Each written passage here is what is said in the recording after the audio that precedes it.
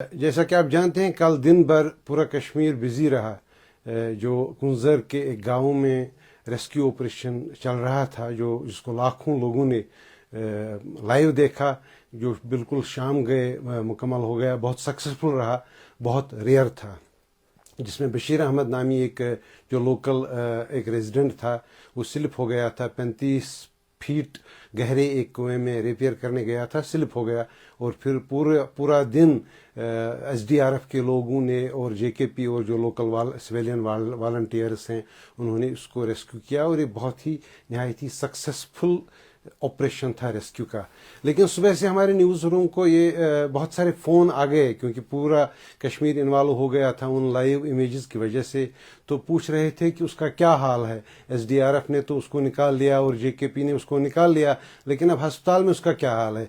तो इस सिलसिले में हमने डॉक्टरों से बात की जो उसको ट्रीट कर रहे हैं। उन्होंने फ़ोन पे हमको ये बताया कि बशीर अहमद जो है वो बाकायदा हयात है, बिल्कुल सेहतमंद है, कॉन्शियस है। लेकिन दो बड़े मामले हैं, क्योंकि वो 35 फुट गहरे कुएं में गिरा था और ऊपर से उस पर बहुत सारा मलबा और बहुत सारी स्टोन्स जो थी उस वेल की उस पर गिरी थी, और उसकी वजह से दो तरह के मसले हो गए थे। उसका दिल ठीक है, उसके लंग्स ठीक हैं, वाइटल आर्गन सब ठीक है, लेकिन मामला है उसके मल्टीपल फ्रैक्चर्स हो गए हैं। एक तो डॉक्टरों ने कहा कि उसके दोनों कॉलर बोन्स जो हैं दोनों टूट गई हैं, उनमें फ्रैक्चर्स हैं। और दूसरा ये कि उसका जो आर्म है उसमें भी फ्रैक्चर है। तीसरी बात उन्होंने कहा कि जो उसका एक बोन होती है, वो उसको कहते हैं कॉक्सेक्स बोन, जिसको उर्फ आम में टेल बोन कहते हैं, जो हमारे वर्टिब्रल कॉलम की आखिरी बोन है, और कश्मीर में उसको रैकेडिज भी कहते हैं। तो उसमें एक इंजरी आ गई है, सीरियस काइंड की इंजरी है, लेकिन इंजरी है वो ट्रीटेबल है और मैनेजेबल है। लेकिन जो दूसरा मसला है, हालांकि बशीर अहमद अभी बात नहीं की उसने, वो ऑक्सीजन पे है कल से ही, कल शाम से जब उसको लोकल हॉस्पिटल लिया गया वहाँ रेस्क्यू करने के बाद उसको, और उसके फ़ौरन बाद उसको जेवीसी के सिक्किम्स हॉस्पिटल जो है उसमें भर्ती किया गया, जहाँ डॉक्टर उसकी देख रेख कर रहे हैं। लेकिन दूसरा जो सबसे बड़ा मसला है कि वो इस वक्त रेब्डोमाइलिसिस का शिकार है। रेब्डोमाइलिसिस एक बहुत ही अजीब और बहुत ही, हालांकि कश्मीर के डॉक्टर इस बीमारी को बहुत पहले से जानते हैं। ये एक मेडिकल कंडीशन है जिसमें जब मसल्स को क्रश किया जाता है तो वो डिसइंटीग्रेट हो जाती हैं। मसल्स जब टूट फूटती हैं तो उसके बाद एक कुछ टॉक्सिन्स वहाँ से आते हैं। ये वो जो टॉक्सिन वहाँ से निकलते हैं वो ब्लड सर्कुलेशन सिस्टम का हिस्सा बनने की कोशिश में किडनी को चोक करते हैं। तो इससे आए दिन बेसिकली देखा ये जाता है कि जब कोई रेब्डोमाइलिसिस का शिकार हो तो उसमें खतरा होता है एक्यूट रीनल फेलियर का, किडनीज काम नहीं करती हैं। तो इस वक्त डॉक्टरों के मुताबिक उसकी कैरेटिन लेवल जो है बहुत बढ़ती जा रही है, और उन्होंने एक दवाई तो इस्तेमाल की, उसके कई डोजेस दिए होंगे, और उनको उम्मीद है कि शायद इससे वो किसी हद तक बेहतर रहेगा।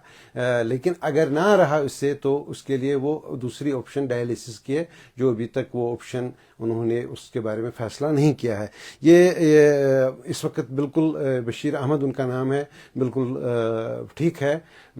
लेकिन ये दो मसले हैं जिनका इलाज इस वक्त चल रहा है। डॉक्टरों का कहना है कि ये जो उसके फ्रैक्चर्स वो बाद में मैनेज करेंगे, लेकिन पहले जो उनके लिए सबसे बड़ा मसला बन गया है वो रेब्डोमाइलिसिस को ट्रीट करना है। तो जैसे कि आप जानते हैं कि जो बशीर अहमद एक लेबरर था जो स्पेशलाइज करता था डग वेल्स को रिपेयर करने में। बोर वेल्स में वैसे रिपेयर की उतनी गुंजाइश नहीं होती है, क्योंकि वो मैकेनिकली मैनेज किए जाते हैं, बनाए जाते हैं। लेकिन बोर वेल्स को, ये जो डग वेल्स हैं, इनको मैनेज करना थोड़ा इसमें ह्यूमन इंटरवेंशन ज़्यादा रहता। तो इसी में वो कल स्लिप कर गया था इस वेल में। बरजुला गांव है कुंजर के आसपास मागाम के बेल्ट में। तो ये पूरा कश्मीर बिल्कुल पूरा दिन, जब ये लाइव इमेजेस वहाँ से आ रही थी तो पूरा दिन कश्मीर ने इसको देखा, और शाम کو انہوں نے راحت کی سانس لے لی جب SDRF اور JKP اور لوکل جو والنٹیئرس نے تھے انہوں نے ان کو وہاں سے زندہ اور سلامت ریسکیو کر کے ہسپتال پہنچا دیا.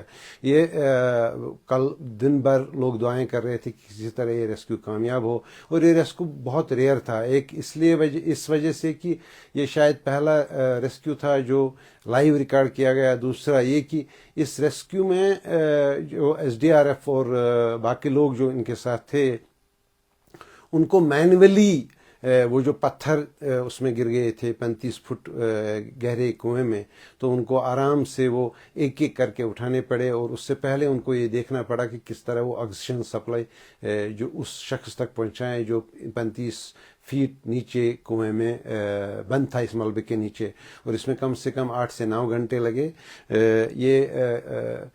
اس کا یہ جو سچویشن پیدا ہو گئی صبح 11 کے آس پاس, تو جب یہ خبر پھیل گئی تو ہزاروں لوگ اس گاؤں کے آس پاس جمع ہو گئے. بہت سارے لوگوں نے کوشش کی کہ وہ بھی اس میں شامل ہو جائیں اس ریسکیو میں, لیکن پولیس نے بروقت کارروائی کر کے لوگوں اور ریسکیورز کے بیچ میں ایک بفر قائم کیا, اور کسی طرح سے کامیابی 8 ساڑھے 8 9 کے آس پاس وہ کامیاب ہو گئے اس میں. تو جب یہ واقعہ ہو گیا تو اس کے فوراً بعد ہی یہ جو جیسے کہ آپ جانتے ہیں کہ بشیر احمد جو ہے وہ ایک مزدور تھا, وہ اسی کماتا تھا اور اپنے بچوں کو پالتا تھا. اس کے 6 بچے ہیں, اور جو ہی اس کے یہ خبر پہنچی اس کے گھر تو وہاں ان کی جو بیوی تھی وہ اسی وقت بے ہوش ہو گئی, اور دن بھر وہ آکسیجن پر ہی ایک ایمبولینس میں بالکل اس ویل کے پاس جو کھڑی تھی اسی میں اس کو ٹریٹ کیا جاتا رہا. لیکن ناظرین آئے دن ایسے واقع ہوتے ہیں, خصوصاً اس سیزن میں جب واٹر ٹیبل نیچے جاتا ہے, اور لوگ کوشش کرتے ہیں کہ ان کے جو ڈیگ ویلز ہیں ان کی دیکھ ریکھ کے لیے ان کا ریپیئر کرنا ضروری ہے. ابھی تک کوئی اسٹینڈرڈ پروسیجر اس میں بنا نہیں, اور شاید کوشش کرنی پڑے گی ہمارے یہ علم جاننے والوں کو کہ اس کو کیسے ایسے مینیج کیا جائے تاکہ جانی نقصان نہ ہو. ہر سال 2-4 واقعے تو ایسے ہوتی ہی رہتے ہیں.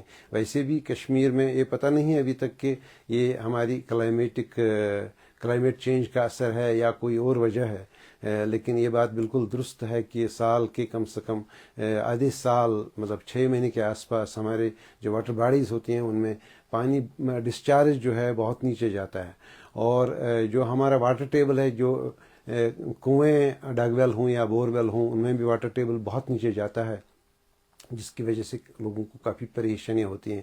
حالانکہ ہمارے ہاں جموں کشمیر میں بالکل ٹیپڈ واٹر کا ایک وسیع جال بچھا ہے, لیکن یہ ٹیپڈ واٹر سکیمز بھی جو ہیں یہ بالکل ڈپینڈنٹ ہے ہمارے واٹر ڈسچارج پہ. تو یہ مسائل ہوتے رہیں گے, اس لیے ایسے معاملات کو جو کل کا حادثہ رہا سکسیسفلی تو وہ ریسکیو ہو گیا, لیکن آنے والے دنوں میں یہ دیکھنے کی ضرورت ہے کہ کیا ہمارے انوویٹرز جو ہیں یا ہمارے جاننے والے لوگ جو ہیں اس دنیا کو جانتے ہیں کہ کیسے مینیج کیا جاتا ہے ان ویلز کو, کیا وہ کوئی ایسی چیپ یا مطلب افورڈیبل ٹیکنالوجی کریٹ کر پائیں گے, جنریٹ کر پائیں گے جس کی وجہ سے ایسے حادثات کم ہوں. تو ناظرین کل بھی دن آپ پورے دن دعا ہی کرتے رہے کہ بشیر احمد اس ریسکیو میں صحیح سلامت ریکور ہو جائے. وہ تو ہو گیا, اب شاید ایک بار پھر ان کو ہماری دعاؤں کی ضرورت ہے. تو ناظرین ہم آپ تک اس معاملے میں جو بھی کوئی نئی پیش رفت ہو, اور امید ہے کہ پازیٹو پیش رفت ہی ہو, تو ہم آپ تک پہنچائیں گے. تب تک کے لیے اجازت دیجیے. خدا حافظ.